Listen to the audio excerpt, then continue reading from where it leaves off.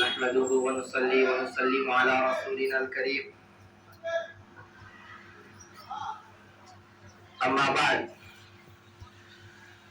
فأعوذ بالله من الشيطان الرجيم بسم الله الرحمن الرحيم يا أيها الناس إنا خلقناكم من ذكر وأنثى وجعلناكم شعوبا وقبائل لتعارفوا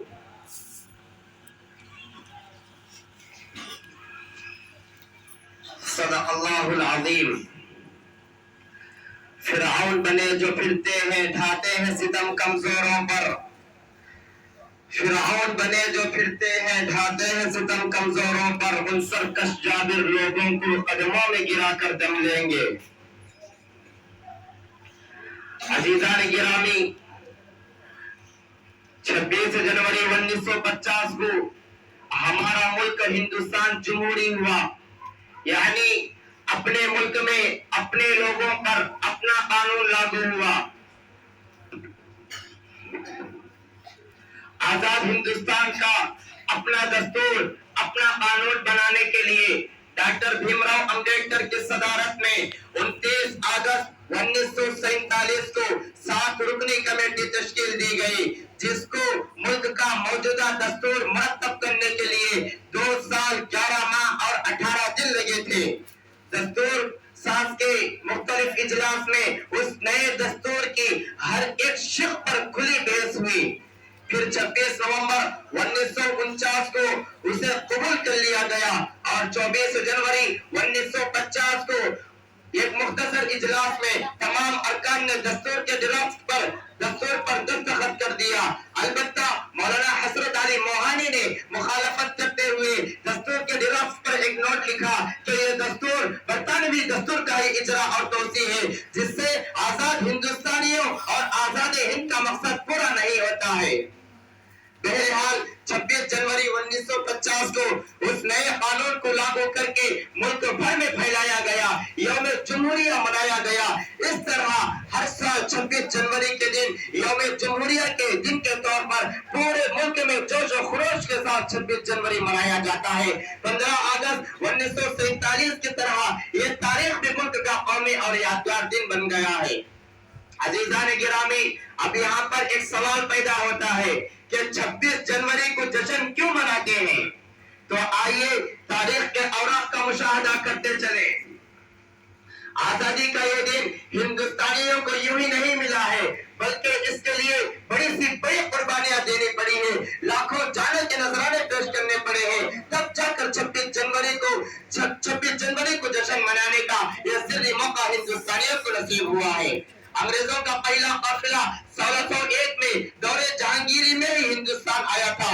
اس حساب سے ہندوستان سے انگریزوں کا انخلا 1947 میں 346 سال بعد ہوا ہے. اس دوران ظلم و بربریت کی ایک طویل داستان لکھی گئی، جس کا ہر صفحہ ہندوستانیوں کے خون سے لالازار ہے. جذبہ آزادی سے سرشار اور سر پر کفن باندھ کر وطن عزیز اور اپنے تہذیب و تمدن کی بقا کے لیے بے خطر آتش افرنگی میں کودنے والوں میں مسلمان پیش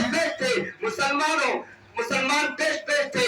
جنگ آزادی میں اگر مسلمانوں کی قربانیوں کو الگ کر دی جائے تو خدا کی قسم ہندوستان کے آزادی کی تاریخ کبھی بھی مکمل نہ ہوگی.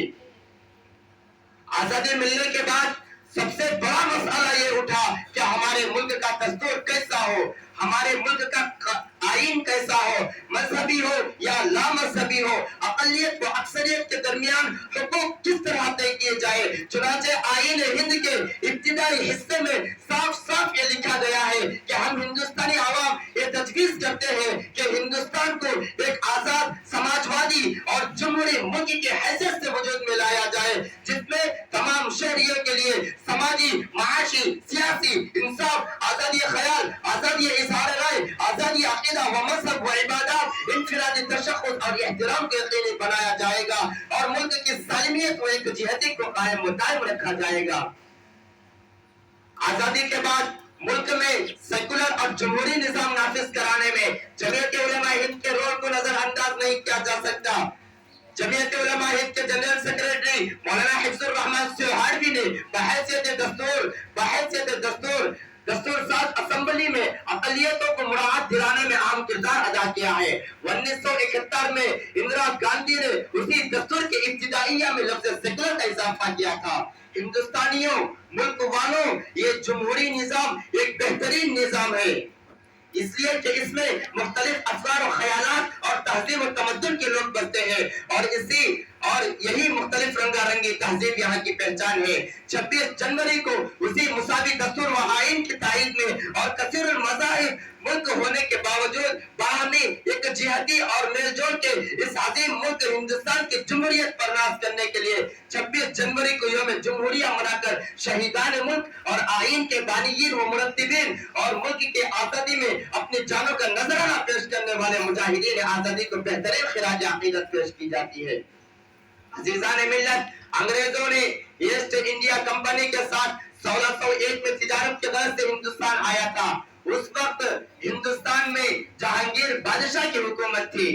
یہ جہانگیر بادشاہ اکبر بادشاہ کا لڑکا ہے۔ اس کا اصل نام سلیم نور الدین تھا اور اس کا لقب جہانگیر تھا۔ انگریزوں کو باقاعدہ تجارت کی اجازت جہانگیر کے دوسرے لڑکے شاہ جہاں نے دی تھی۔ رفتہ رفتہ اس کمپنی نے تجارت کی آڑ میں اپنی فوجی طاقتوں میں اضافہ کرنا شروع کر دیا تھا، یعنی مال کی جگہ ہتھیار اور ملازمین کے آڑ میں انگلستان سے فوجیوں کو بلانا شروع کر دیا تھا۔ مگر دہلی میں مغلیہ سلطنت اس قدر مضبوط تھی کہ انگریزوں کو خاطر خواہ وہاں پر کامیابی نہیں ملی۔ شاہ جہاں کے دوسرے لڑکے اورنگزیب عالمگیر کی وفات کے بعد مغلیہ سلطنت کمزور ہونے لگی۔ 18ویں صدی میں مغلیہ سلطنت کے عظمت کا سکہ کمزور ہوتے ہی انگریزوں کے عروج کا دور شروع ہو گیا۔ عیار اور شاطر انگریزوں نے پورے ملک پر قبضہ کر لینے کا پلان بنا لیا اور ہندوستانیوں کو غلامی کی زنجیروں میں جکڑنے کا منصوبہ طے کر لیا۔ ان کے خطرناک عزائم اور منصوبے کو بھانپ کر سب سے پہلے جس مرد مجاہد نے انگریزوں کا مقابلہ کیا اور 1757 میں جام شہادت نوش کیا، وہ شیر بنگال نواب سراج الدولہ تھا۔ اور 1799 میں سرنگا پٹنم میں انگریزوں کا مردانہ بار مقابلہ کرتے ہوئے شیر میسور ٹیپو سلطان نے ملک پر جان نچھاور کر دی، جس کی شہادت پر انگریز فاتح لارڈ ہارس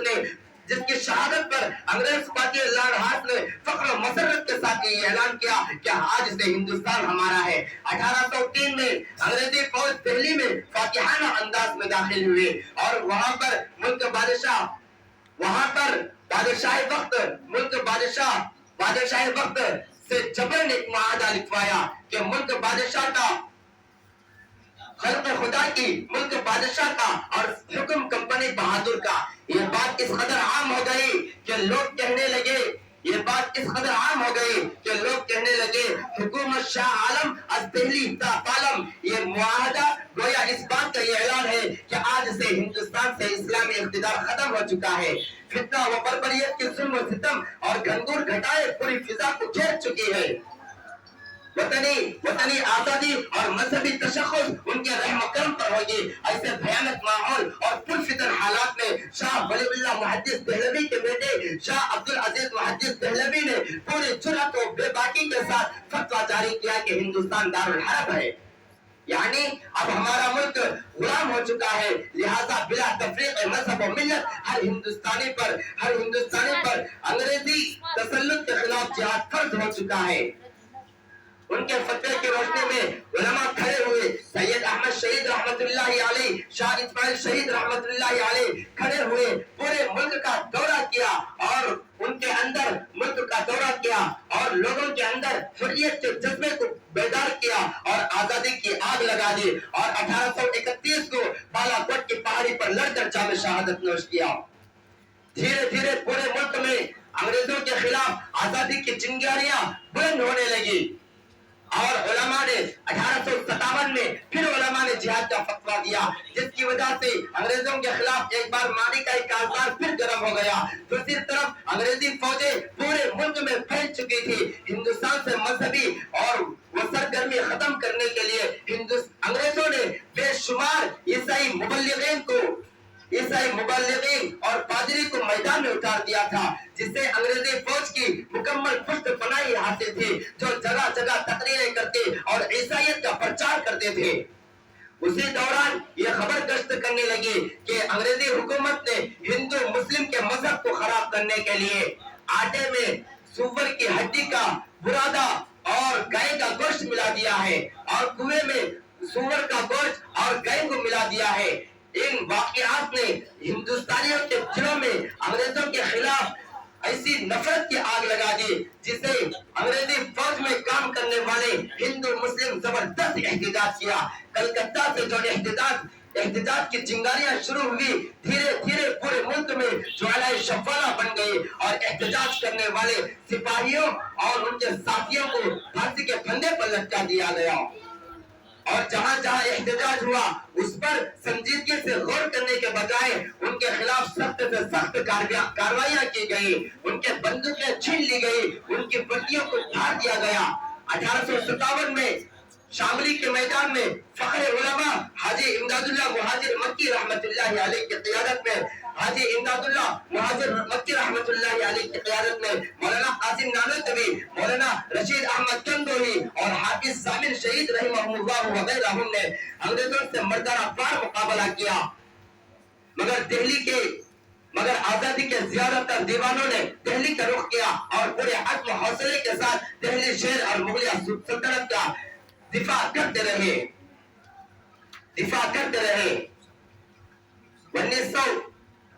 1857 میں مغلیہ سلطنت کا آخری بادشاہ بہادر شاہ ظفر کو انگریزوں نے گرفتار کر لیا گیا اور برما کو جلا وطن کر دیا گیا۔ 1857 کی جنگ مسلمانوں کے حق میں ناکام ہو گئی،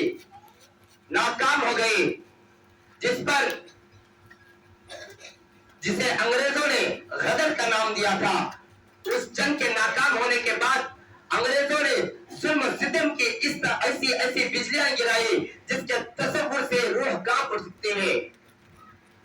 جنگ آزادی میں مسلمان اور علماء پیش تھے، اس لیے چن چن کر بدلہ بھی انہیں سے سب سے زیادہ لیا گیا۔ دہلی سے لاہور تک کوئی درخت ایسا نہیں ہے جس میں علماء کی لاشیں نہ لٹکائی گئی ہو۔ 1857 میں 40,000 سے زائد علماء کو پھانسی کے پھندے پر لٹکا دیا گیا۔ 30 مئی اور 1866 کو مولانا قاسم نانوتوی رحمت اللہ علیہ اور ان کے ساتھیوں نے دارالعلوم دیوبند میں ایک مدرسے کی بنیاد ڈالی جو آگے چل کر دارالعلوم دیوبند کے نام سے پورے عالم میں مشہور ہوا۔ اسی درسگاہ کا ایک فرزند 1878 میں مولانا محمود حسن دیوبندی جو آگے چل کر شیخ الہند کے لقب سے مشہور ہوا، تحریک ریشمی رومال یا تحریک شیخ الہند بزبان حکومت برٹش ریشمی خطوط کی سازش کیس کا ایک حصہ تھی، انہی کی پالیسی کا ایک حصہ تھی۔ ثمرۃ الترتیب کے نام سے ایک انجمن قائم کی گئی جس کا بنیادی مقصد انقلابی مجاہدین کو تیار کرنا تھا۔ آخر میں میں اس شعر کے ساتھ اپنی بات کو ختم کرتا ہوں۔ حکمرانوں تمہیں حکمرانی مبارک ہو، مخالفت بھی ہم نہ کریں گے۔ حکمرانوں تمہیں حکمرانی بھی مبارک ہو، مخالفت بھی ہم نہ کریں گے۔ اگر شریعت پر ہاتھ ڈالے تو نہ تم رہو گے نہ ہم رہیں گے۔ وما علینا الا البلاغ۔